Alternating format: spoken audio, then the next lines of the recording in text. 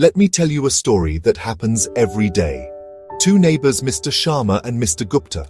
Mr. Sharma's beloved mango tree has branches hanging over Mr. Gupta's property. One morning, frustrated by fallen leaves and squashed mangoes, Mr. Gupta heads straight to the police station. He tries to file an FIR for criminal trespass by a tree. The police officer shakes his head. "Sir, this isn't a police matter. A tree can't commit a crime." Mr. Gupta is furious, feeling wronged and let down by the system. But the system isn't broken. He's just on the wrong road.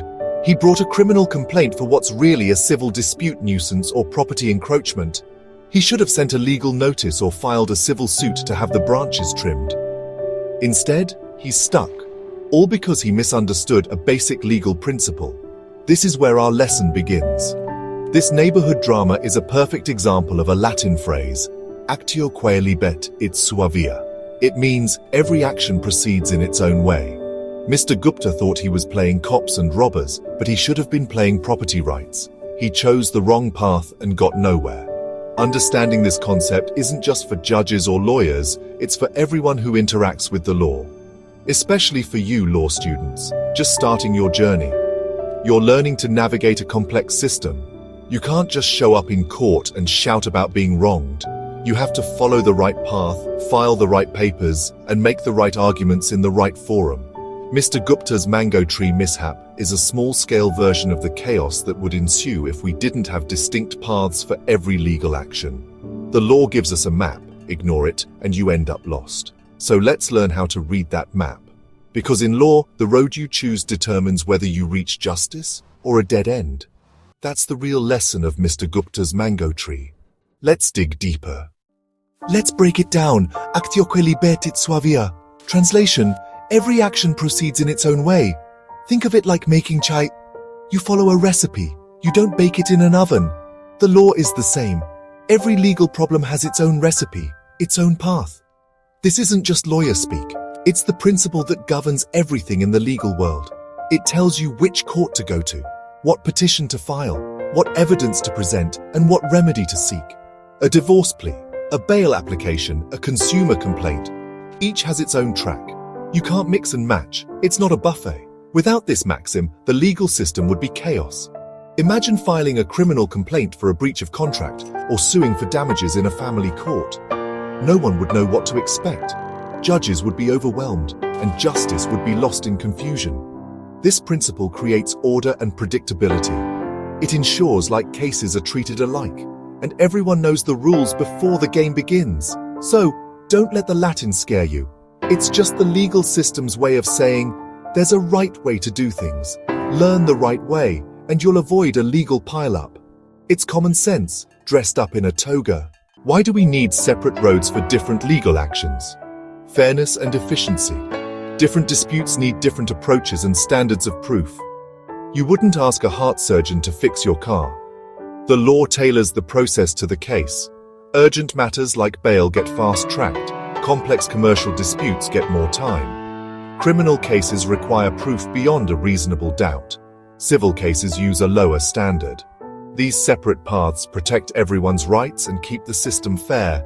They ensure the right questions are asked, the right evidence is considered, and justice is delivered.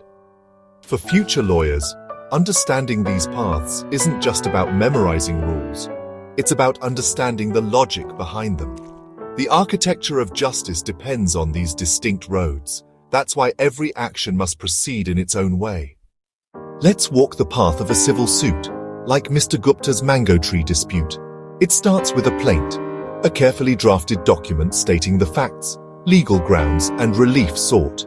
Get the plaint wrong, and your case could be dismissed before it starts.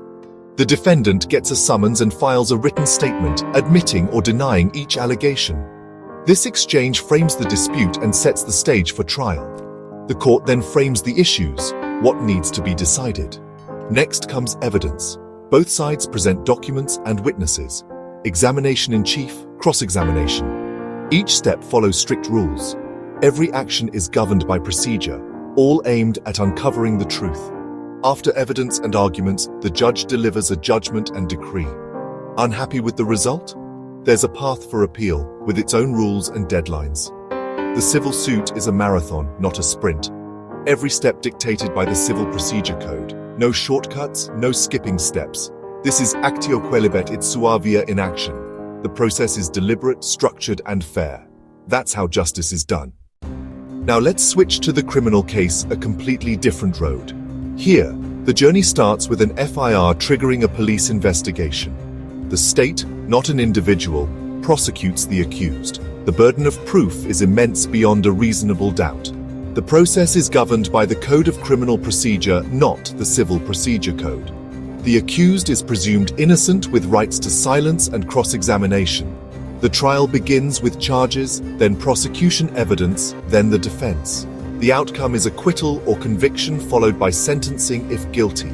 Every step is designed to protect liberty and ensure fairness. Civil procedure doesn't apply here. Using it would violate fundamental rights. Each action has its own logic, rules, and safeguards.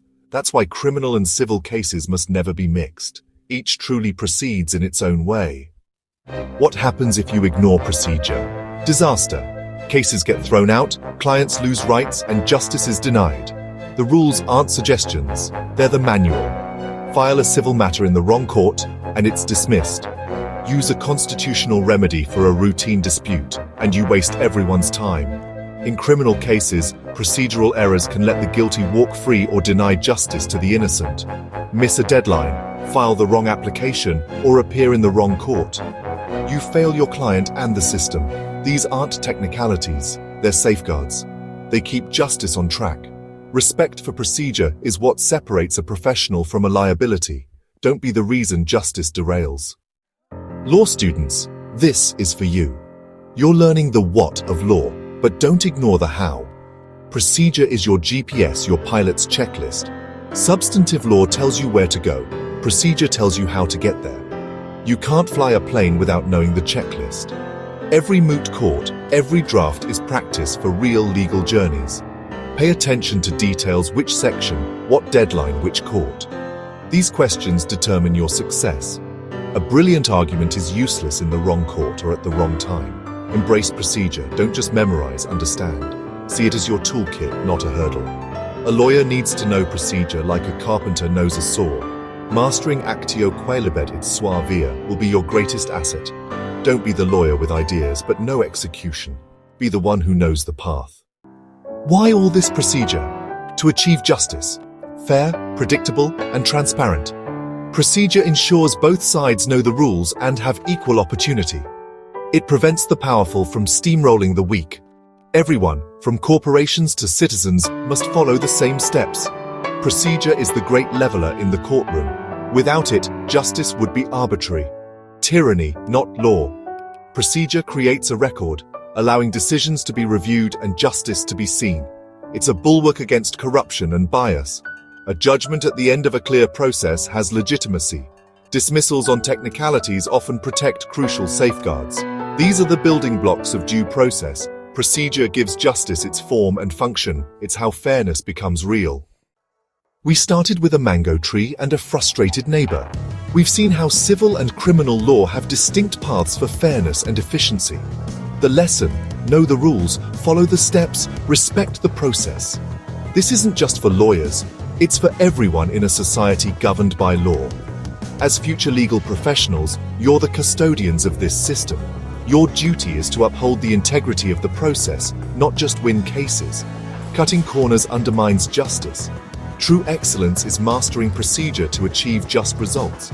Every rule exists for a reason, born from experience and the pursuit of fairness. Build on this foundation, don't tear it down. Uphold procedure, and you uphold the law. The road to justice is long, paved with rules that protect us all. Learn, respect, and master these paths.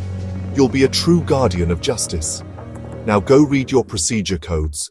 Don't make me tell you again.